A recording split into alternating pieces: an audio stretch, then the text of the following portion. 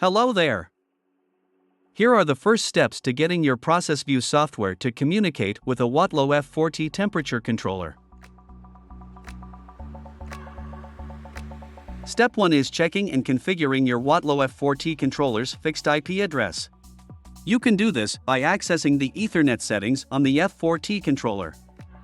First, select the Global Settings button on the F4T controller. Then select the Settings icon. Then select the Network icon.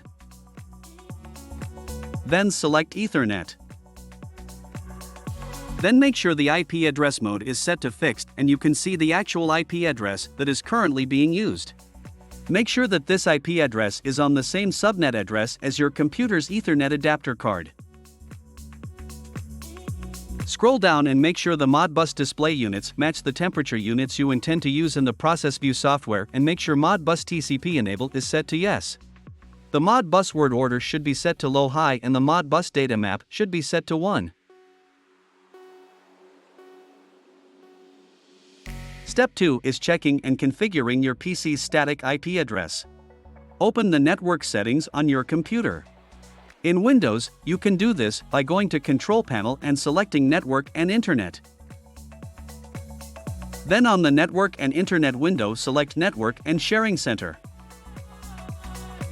Then on the Network and Sharing window, select Change Adapter Settings.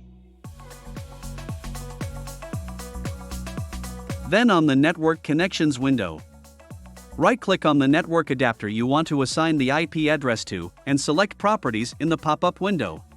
Usually in Windows, the network adapter is named Ethernet.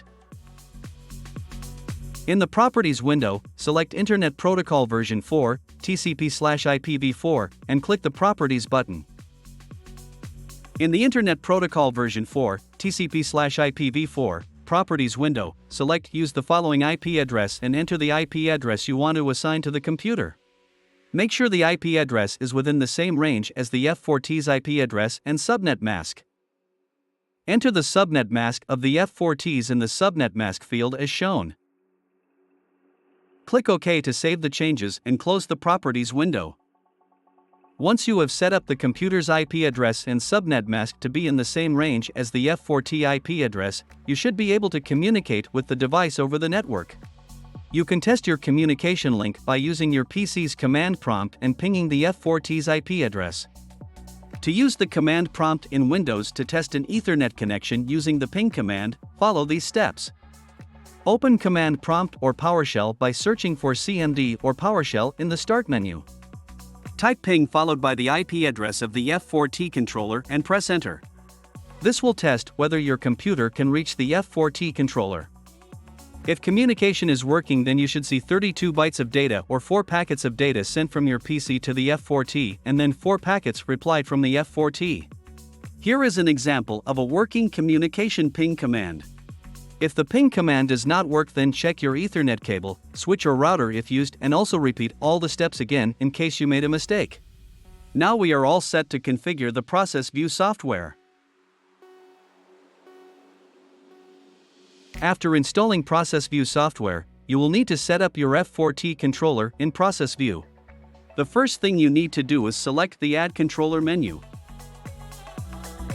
Then select the Add New F4T Online menu.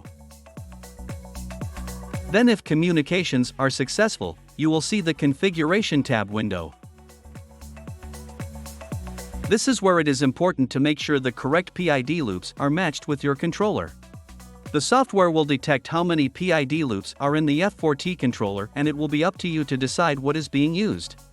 Normally, if a control loop is connected to the internal profile block, that loop is being used in the F4T and chamber.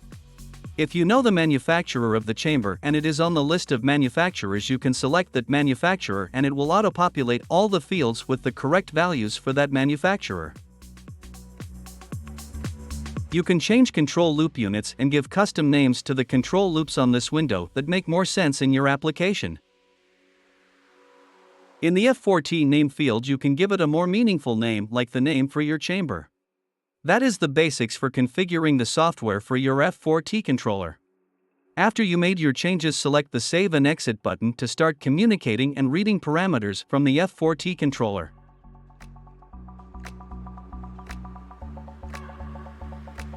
Now that you have the software up and running, you can set up the graph, data logging, and other features. Refer to the online help manual for more information. You can find it under the help menu. You will need to log into the software to get access to all the menus. The default supervisor username is the word username with a capital U.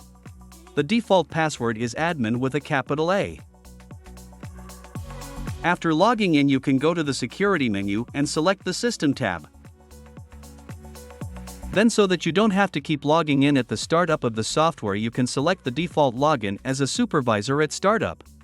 You can do this during the period of initially setting up all the features, and then you can change it later.